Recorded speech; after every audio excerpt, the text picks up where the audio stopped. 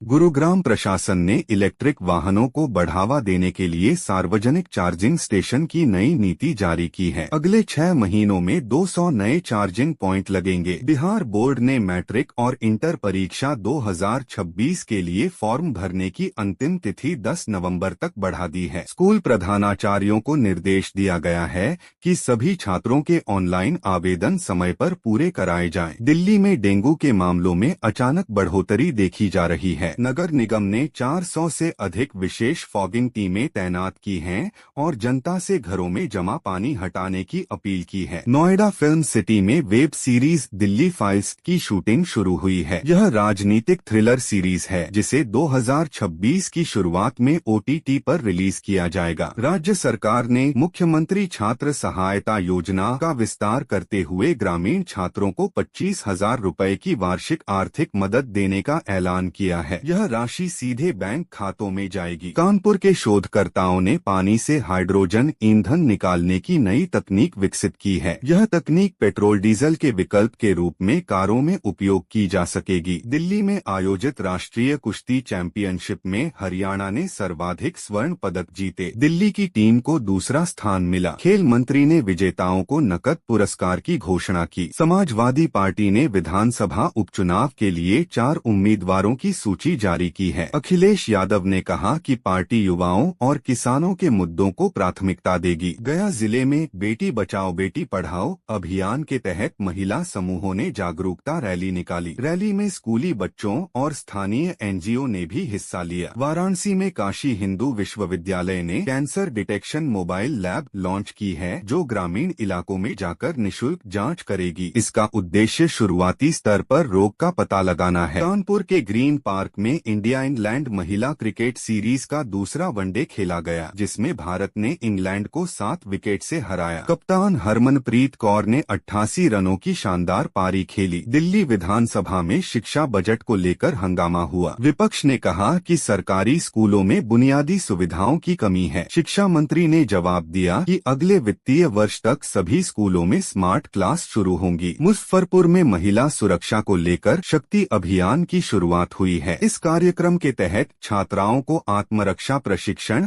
और helpline app की जानकारी दी जा रही है। लखनऊ के SGPGI अस्पताल ने बच्चों के हृदय रोग के इलाज के लिए नई रोबोटिक सर्जरी यूनिट शुरू की है। डॉक्टरों का दावा है कि इससे ऑपरेशन में समय और जटिलताएं दोनों घटेंगी। दिल्ली और IMD ने संयुक्त रूप से नया air quality forecasting system launch किया है। इससे अब AQI की सटीक जानकारी 72 घंटे पहले तक मिल सकेगी जिससे प्रदूषण नियंत्रण की योजना बेहतर बनेगी। नरेंद्र मोदी के 2 नवंबर को पटना में होने वाले रोड शो के मद्देनजर राजधानी के प्रमुख अस्पतालों जैसे PMCH, आइजम्स व AIIMS पटना को हाई अलर्ट पर रखा गया है। स्वास्थ्य विभाग ने विशेष चिकित्सा टीमें भी तैनात की हैं। उत्तर प्रदेश में मौसम का मिजाज अचानक बदल गया है। अब दिन में धूप निकल रही है और बारिश बदली का दौर खत्म होने की ओर है। हालांकि रात में ठंड बढ़ सकती है। पूर्वी पश्चिमी इलाकों में 3 नवंबर तक मौसम साफ रहने का अनुमान है। दिल्ली NCR में 2 नवंबर को मौसम सामान्य रहेगा। हालांकि धुंध प्रदूषण का असर संभव है। मौसम विभाग के अनुसार न्यूनतम तापमान में थोड़ी बढ़ोतरी हो सकती है लेकिन 4 नवंबर के बाद पश्चिमी विक्षोभ के चलते तापमान फिर नीचे गिर सकता है। NGT ने देश के सभी स्कूलों की जहरीली एस्बेस्टस छतों को हटाने का निर्णय लिया है। इस कदम से बच्चों की सांसों को सुरक्षा मिलेगी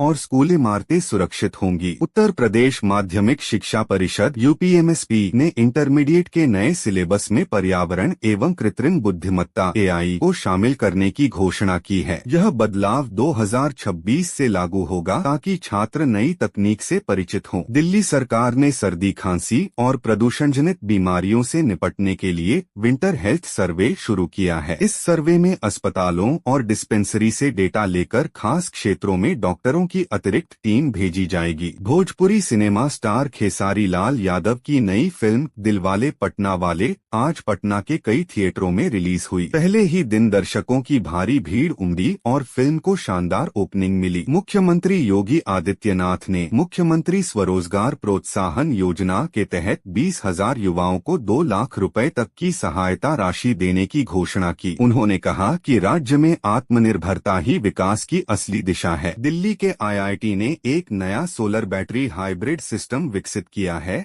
जो कम रोशनी में भी बिजली पैदा कर सकता है। इस तकनीक से सर्दियों में बिजली कटौती की समस्या काफी हद तक कम हो सकती है। दिल्ली सरकार का नया लोगो जो 1 नवंबर को जारी होना था, अब 4 मंत्रियों की अनुपस्थिति के चलते स्थगित कर दिया गया है। मुख्यमंत्री रेखा गुप्ता ने कहा कि मंत्रियों की मौजूदगी में ही लोगो का अनावरण होगा। आम आदमी पार्टी आप ने बिहार की सभी 243 विधानसभा सीटों पर चुनाव लड़ने का ऐलान किया है। पार्टी ने दिल्ली मॉडल स्वास्थ्य शिक्षा सुधार योजना का समर्थन करते हुए इसे अपना एजेंडा बना लिया है। दुधवा टाइगर रिजर्व ने इस साल 1 नवंबर को अपनी वर्षों पुरानी वार्षिक बंदी अवधि से पहले ही पर्यटकों के लिए खोल दिया है। यह शुरुआत इस बार 15 नवंबर की जगह हुई है। राज्य के पर्यावरण मंत्री ने इसे दिवाली गिफ्ट बताया है। नरेंद्र मोदी आज यानी 2 नवंबर को पटना में रोड शो करेंगे और आगामी विधानसभा चुनाव में अपने पक्ष में समर्थन जुटाएंगे। प्रशासन ने सुरक्षा को हाई अलर्ट पर रखा है। राज्य में पिछले कुछ दिनों में बारिश और बदली छाई रही, लेकिन अब दिन में धूप निकलने लगी है और मौसम में सुधार होने की संभावना है। पूर्वी पश्चिमी यूपी में आज मौसम शुष्क रहने की आशंका है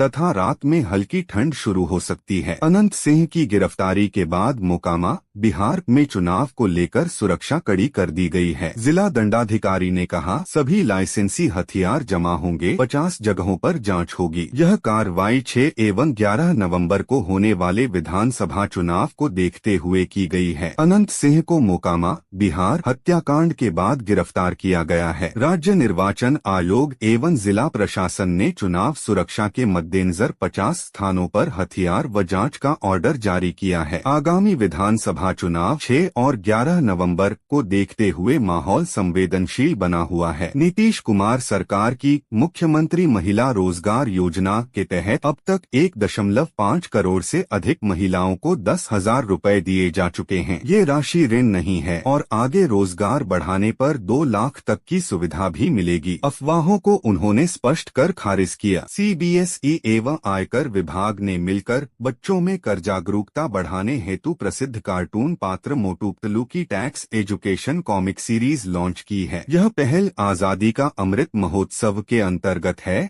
और छात्रों को मनोरंजक तरीके से कर के महत्व से परिचित कराएगी। बिहार सरकार ने बताया है कि 11 नवंबर को शिक्षा विभाग की योजनाओं की समीक्षा बैठक आयोजित होगी। इसमें राज्य के सभी निदेशक एवं सचिव मौजूद रहेंगे। इस बैठक में लंबित मामलों, योजनाओं की प्रगति व नई रणनीति पर चर्चा होगी। उत्तरी प्रदेश में आज मौसम लगभग साफ रहने की संभावना है। पश्चिमी पूर्वी हिस्सों में बारिश या तेज हवाओं की उम्मीद नहीं है। 3 नवंबर को मौसम में बदलाव देखने को मिल सकता है। मौसम विभाग ने नवंबर के 1 से 6 तक बिहार, यूपी तथा अन्य उत्तरी राज्यों में बारिश का अलर्ट जारी किया है। इससे तापमान में गिरावट और ठंड बढ़ने की संभावना है। खासकर दिन के बाद एवं रात के समय सर्दी बढ़ सकती है।